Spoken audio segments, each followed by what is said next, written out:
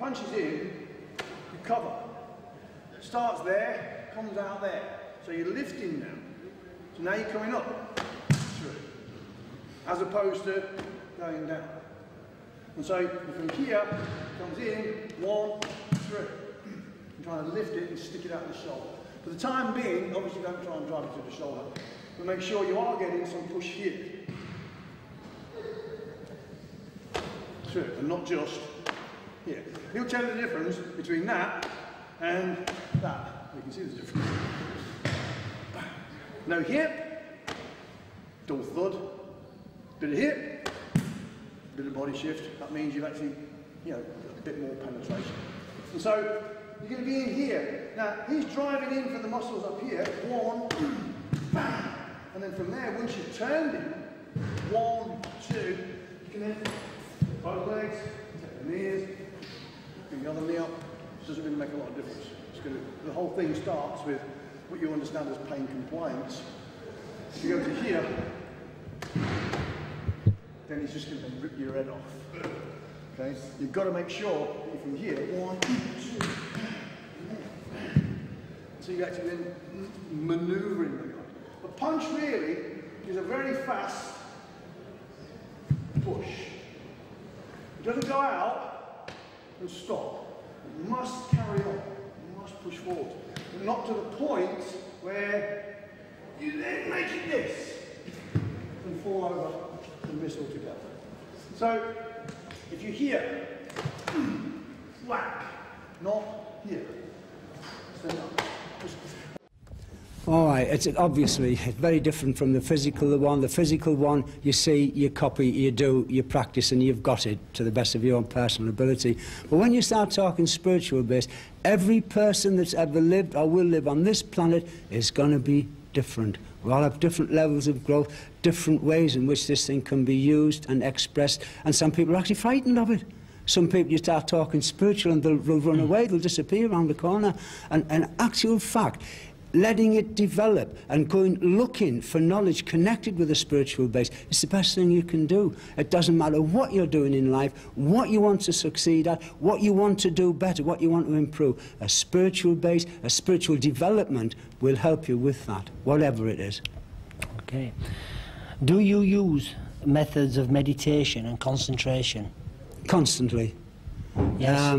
Yeah, as you know, I'm in my 60s now, and it doesn't matter how hard you work the body and how well you look after your diet, the body does take a little bit of strain over the years. The art itself, there is no interest, and including myself, chief instructors, to just get into a teaching rut and do it by talking and gentle explanations. But I don't go along with that. As long as we're able, we've got to fight to demonstrate the techniques to good standards, good abilities, and that means training together. And all my instructors, we get together once every week, without the low grades to worry about and teach. And we have hard sessions, and we have very technical sessions, and we have great discussion sessions attached. So we, all the time, we're inquiring into every little nook and cranny of every technique in kata and gumite of Wado-ryu Karate Do. So we're all there working, and that's the future.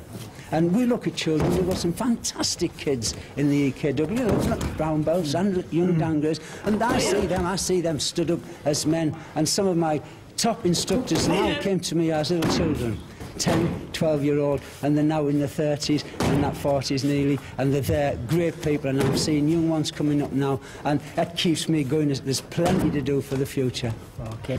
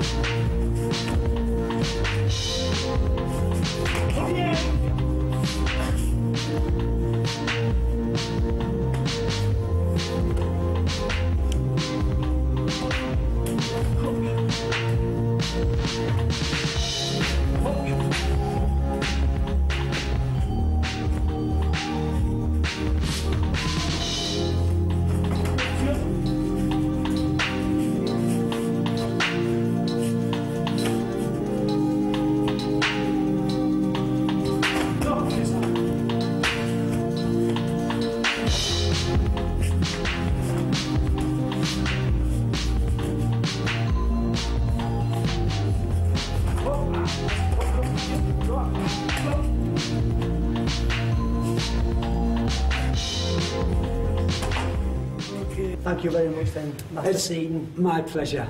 Always my pleasure too. You've been a great inspiration to me over these years. Thank you. And I hope you continue to be so. And you keep going. Okay.